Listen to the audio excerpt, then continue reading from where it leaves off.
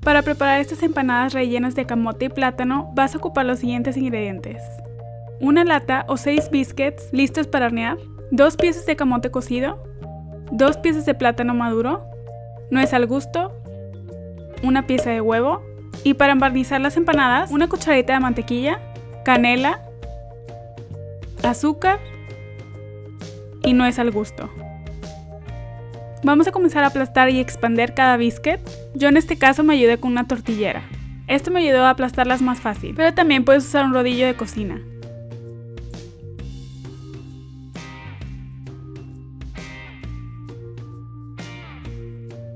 Agregamos un poco de camote cocido. Yo en este caso agregué una cucharita.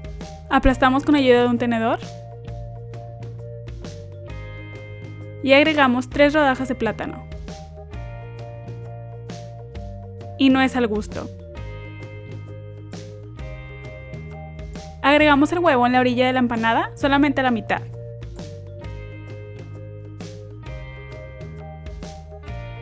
Esto nos ayudará a asegurar cada una de las empanadas para que no se abran al momento de hornear. En una charola agregamos un poco de aceite en aerosol, colocamos cada una de las empanadas y las embarnizamos con mantequilla. Y agregamos el azúcar, la canela y la nuez al gusto.